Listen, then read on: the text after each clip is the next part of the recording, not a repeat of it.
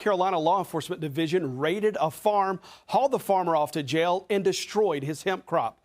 A prosecutor later dropped the charge, and the farmer sued some of the most powerful officials in the state. Now, 5 years into this civil litigation, SLED just lost one of its final attempts to get the farmer's lawsuit thrown out. Here's an update to Seize and Destroy, a Queen City News investigation. How you doing? All right. So did you get a copy of the order from Department of Ag saying that they weren't going to approve your field here, location? Okay. And because of that, this field's not lawfully able to grow. Okay, because it's outside your permit. So we've got to do something with this. Trent Pendarvis never saw him coming. A team of SLED agents stormed Maple Hill Road in September 2019, armed and ready to wreck this Dorchester farmer's hemp crop. So are you good with us cutting it down, or? No, I'd rather you talk to my lawyer first. Okay. Who's your lawyer? I'll get a hold of Mr. Charles Williams. The farmer asked to call his attorney several times before SLED destroyed his crop. Can I call my lawyer before y'all? Yes, sir. Absolutely. Let them finish getting your knives and stuff, and then they're going to take those cuffs loose for a second, and we'll let you make that telephone call. My lawyer can't talk to y'all before y'all destroy it. I think that my lawyer can explain the situation with the paperwork I got. But if I had knew different, I could have got my attorney to contact y'all ahead of time. So that's what I'm asking you. Can I call my lawyer and let y'all talk to him now? We'll talk to your lawyer later. The white-haired SLED agent who denied the farmer that phone call is Major Frank O'Neill. I've been a police officer for 42 years, and I've been working in narcotic enforcement for 37 of those years.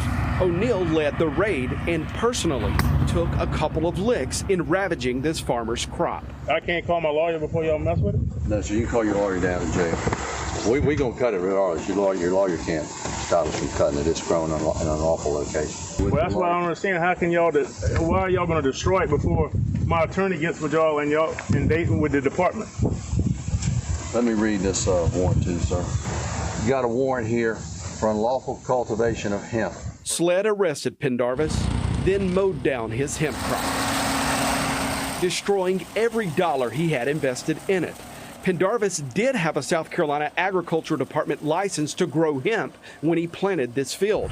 The state's issue was the farmer planted his hemp allotment in this field, not the one just down the road that he was pre-approved to grow hemp on. In the game of farming, necessarily your intentions to plant a certain crop in a certain field don't always work out because you're fighting the weather. You might be too dry, might be too wet. Things change in the game of farming a lot. So I was to that point where waiting for it to rain for a couple of weeks to it getting too wet that I had to do something with the plants right then or they weren't going to be any good. You'd lose them. Yeah. He asked the Ag Department to amend his application the month before the raid. Instead of letting him amend his coordinates, the Ag Department found him in willful violation of the state's Hemp Farming Act and asked SLED to carry out this enforcement action. But you didn't know that your field was about to be destroyed? No. Were you trying to hide anything? No. If I was trying to hide something, I wouldn't have self-reported the coordinates. When I had the on-farm visit, I told the lady, hey, the coordinates isn't right. They didn't know they wasn't right. If I wouldn't have told them, they probably still wouldn't have known they wasn't right. But I was trying to have everything right, so I told them that they wasn't right. The farmer's charge hung over him for 3 years. Then in 2022, First Circuit Solicitor David Pascoe's office dismissed the charge, writing, "Defendant clearly violated the provisions of the Act. As such, probable cause existed to issue an arrest warrant for defendant on the basis of these violations. However, it is also apparent the state would be unable to prove beyond a reasonable doubt that the defendant's actions were willful. Thus, the state is unable to point to a single benefit the defendant would enjoy by circumventing the acreage amendment application. The lack of any advantage gained by omitting the subject field from his original application tends to indicate a lack of intent to violate the act and is more likely evidence that his actions were simply a mistake. Pendarvis then sued SLED, SLED Chief Mark Kill, the Ag Department, and Ag Commissioner Hugh Weathers, claiming false arrest, assault and battery, intentional infliction of emotional distress, abuse of process, defamation, negligence, and conversion. We started trying to get evidence in January of 2020. We didn't get evidence we should have gotten. It took until March of 2022, and we still haven't gotten all the evidence that we should have gotten. Civil rights attorney Patrick McLaughlin went to war for the farmer, fighting SLED and the Ag Department for discovery evidence, showing what the state did before, during, and after the raid. What this binder right here represents is our efforts to simply get that which should have been produced at the outset of this litigation. I recorded this interview with McLaughlin in 2022. McLaughlin's fight led Dorchester County Judge Mate Murphy to sanction SLED Chief Mark Kill.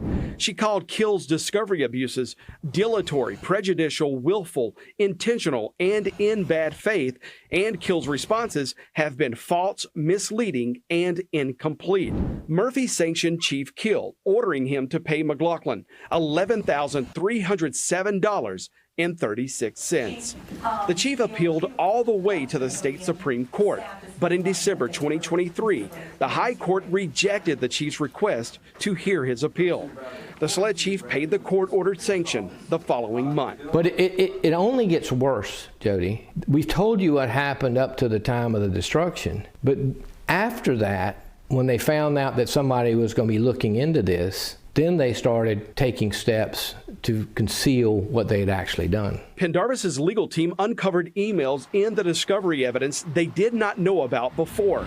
In the days before the raid, SLED asked the Attorney General's office for a legal opinion on how to enforce the farmer's alleged violation. The AG told SLED the act was not drafted with the greatest legal clarity, and it does not spell out what procedure SLED must follow.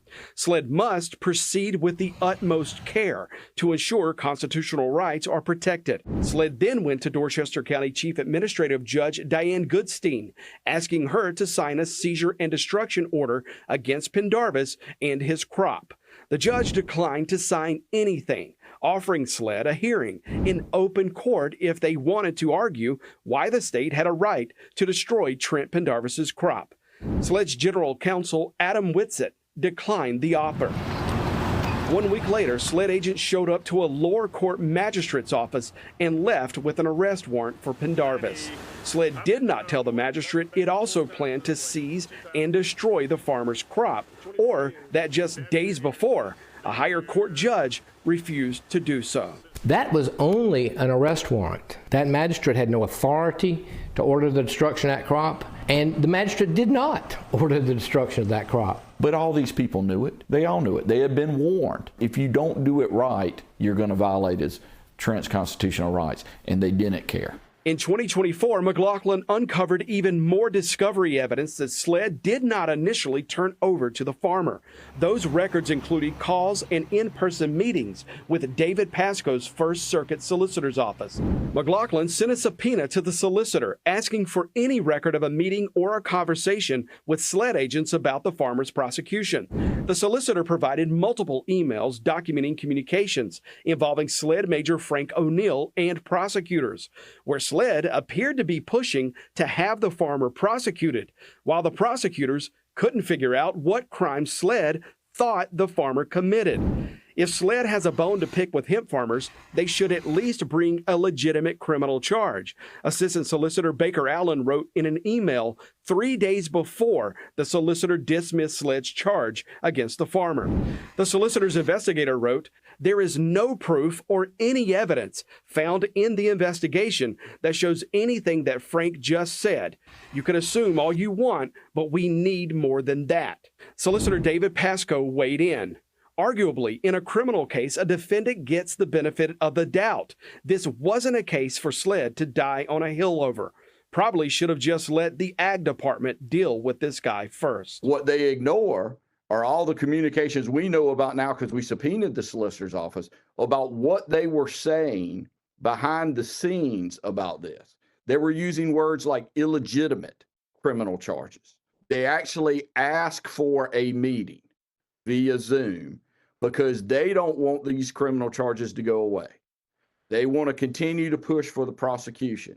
And during the meeting, apparently Frank O'Neill is making such types of claims about Mr. Pendarvis that the investigator for Solicitor's Office is emailing the main person assigned by Solicitor Pasco to handle this case, Mr. Osborne.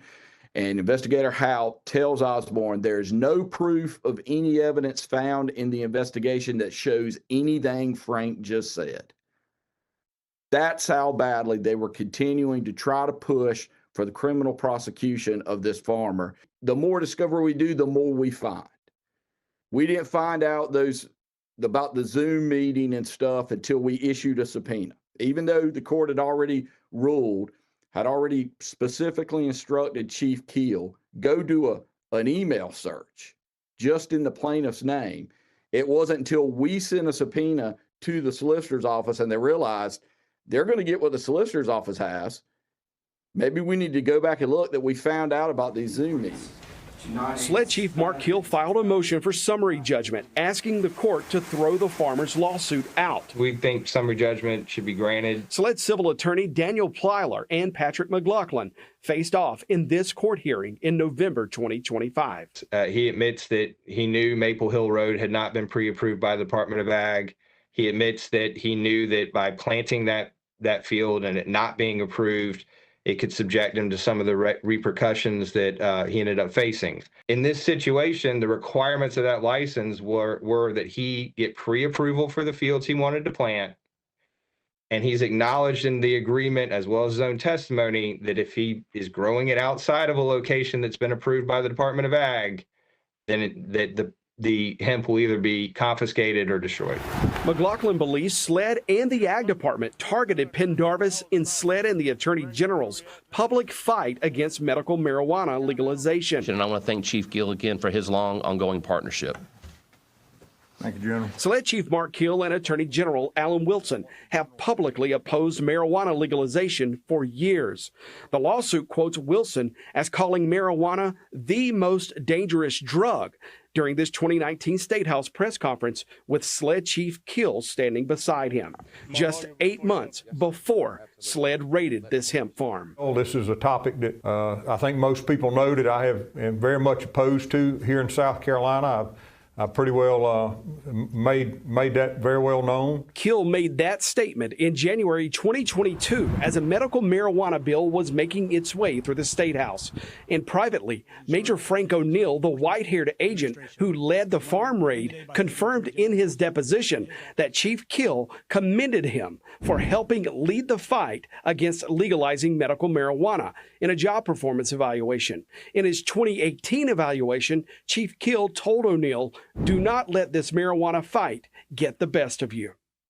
Days ago, the judge denied SLED's motion to dismiss the farmer's lawsuit. Of the farmer's 7 claims SLED wanted thrown out, the judge tossed only one, the intentional infliction of emotional distress.